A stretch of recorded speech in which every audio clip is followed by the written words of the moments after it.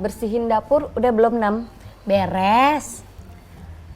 Mobil, motor, sepeda udah dicuci belum, Nam? Udahnya, tambal ban sepeda juga udah. Sampah udah dipilah-pilahin belum tuh?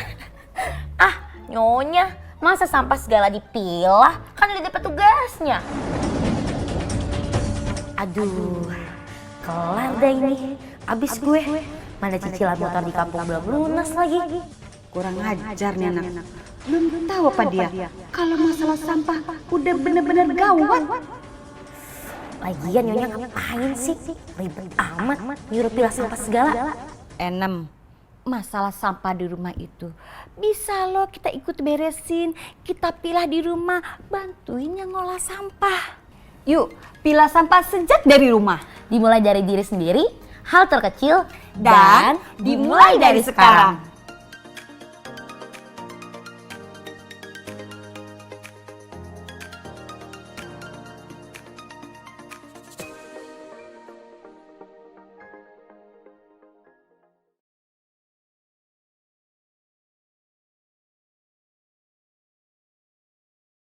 Sampah, sampah.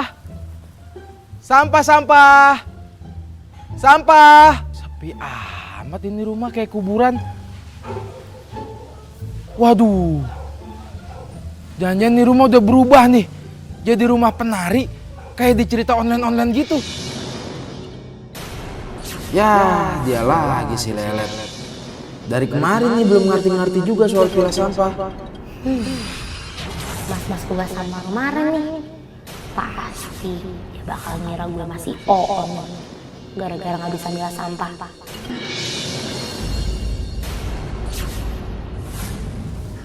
Ide, buset. Nih, Neng, kok sekarang pinter banget sih? Bisa pilah sampah sendiri. iya dong bang. Masa mau on melulu? Yuk, pilah sampah sejak dari rumah. Dimulai dari diri sendiri, hal terkecil, dan Dimulai dari sekarang.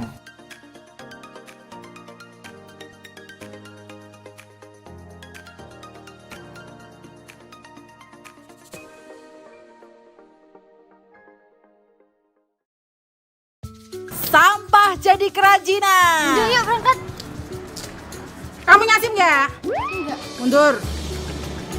Dek, minggu depan jadi pulang. Jadilah, Wang Bude itu lagi cari oleh-olehnya anti mainstream gitu loh pengennya. Kalau gitu depan belok kiri, Bude. Lah, kita tuh ngapain loh? Kok malah ke tempat pengrajin sampah gini? Dia jangan salah, di sini tuh barangnya bagus-bagus. Ya ampun, ini kan bungkus kopi sasetan. Kok bisa jadi kayak gini loh? Ya ampun, bener-bener botol. Bisa jadi tas gini. Ini jadi bekas ya Mas ya? Kok bisa jadi kayak gini loh? Ini kan botol air mineral ya? Wah, nyaman loh. Jadi, Bude mau beli yang mana aja? Itu, yang itu juga. Kabeh tak tuku. Hai guys, salah kok malah lobet lo wajan. Sekarang bunga aja yang bawa. Oh, lah terus Bude itu duduk di mana loh? Wong kebakar yang ini bunga lagi piye ya? Sampah spesifik.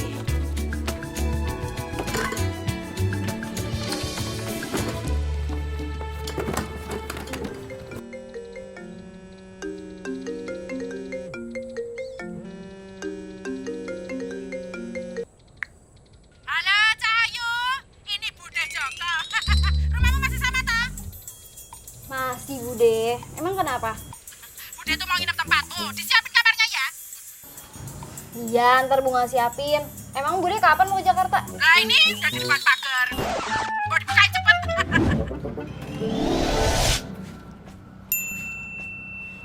Ntar dulu, Bude. Hah? Udah swab test belum? Oh alah Bunga, budemu ini orang bersih, anti swab dan gratifikasi, jujur. Swab test dulu, Bude, tes COVID. Oh, lah ini loh nya. Oh iya. Bude tumben di Jakarta. Budemu ini kanting seks calon lurah, dikirim ke Jakarta buat pelatihan media sosial. Sekarang kan zamannya digital ya kan, jadi Bude itu harus upgrade gitu loh ya. Aduh, ya ampun, itu kok sampah berantakan banget sih? Bunga tuh lagi milah sampah, Bude. Alah anak zaman sekarang senangnya kalau udah nggak pekerjaan. Itu kan sudah dipisah sampah yang organik dengan yang organik. Jadi ini itu tinggal dicampur aja kan. Bude, jangan. Itu B3. Alah kesuwen, wong yo beresin berdua aja bisa bertiga segala. Bukan bertiga, Bude, B3. Bahan berbahaya dan beracun. Jadi, selain sampah rumah tangga organik dan anorganik, sampah spesifik B3 sekarang itu udah terpisah jadi kategori lainnya. Contohnya tuh ada kaleng bekas racun serangga, terus baterai bekas, lampu bekas, masker, ya sampah-sampah elektronik lainnya lah. Peraturan pemerintah kan udah keluar. Masa tim sesnya lurah nggak tahu? Bude kan cuma mau ngetes kamu. Aduh, bahan ini. Tak vlog dulu. Hai guys, sudah pada tahu belum kalau sampah sekarang itu dibagi menjadi 3 jenis. Sampah organik, anorganik, dan sampah spesifik seperti puing bangunan. Dan juga sampah B3, bahan beracun berbahaya seperti kaleng bekas racun serangga, terus sampah elektronik dan masker. Baru pada tahu kan? Makanya kalau punya HP itu dicari informasinya. Kayak aku gini loh, lagi ngajarin ponakanku, coba lihat. Mana lihat, Mak? Makanya jangan lupa pilih calon lurahku. Apa semboyannya? Sampah musnah, warga kita. Bude istirahat dulu, jangan lupa itu dipisah sampah B3-nya ya. Itu bar tasnya.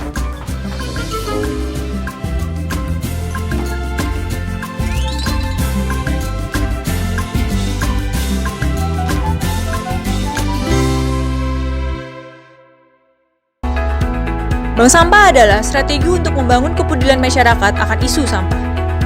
Bank Sampah tersebar sebanyak 11.330 unit di beberapa kota dan kabupaten di Indonesia, dengan jumlah nasabah 419.000 orang dan omset sebanyak 54 miliar per tahun. Dengan jumlah tersebut, sampah yang terkelola dari Bank Sampah hingga tahun 2020 cukup signifikan, yaitu mencapai 4 juta ton per tahun.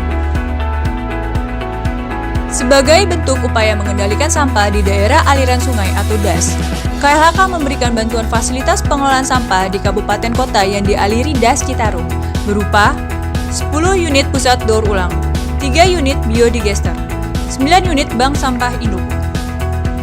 21 Juli 2020 menjadi tonggak sejarah diresmikannya fasilitas RDF yang pertama di Indonesia yang berlokasi di Kabupaten Cilacap, Provinsi Jawa Tengah. Fasilitas RDF ini dibangun dengan kapasitas 120 ton per hari dan menghasilkan 60 ton per hari untuk menggantikan 5% kebutuhan batubara untuk co-firing. Dari tahun 2015 hingga tahun 2020, KLHK telah membangun 24 pusat daur ulang yang tersebar di Indonesia. Pusat daur ulang atau PDU merupakan fasilitas yang dibangun KLHK dalam memanfaatkan dan mendaur ulang berbagai limbah sampah agar memiliki nilai ekonomi. Produk yang dihasilkan oleh fasilitas PDU adalah biji plastik dan pupuk granule. Hingga tahun 2020, biodigester telah dibangun di 2 daerah yang berlokasi di Kalimantan Barat dan Jawa Barat, dengan masing-masing kapasitas 1 hingga 3 ton per hari. Produk yang dihasilkan oleh biodigester terdiri dari biogas, listrik, dan pupuk.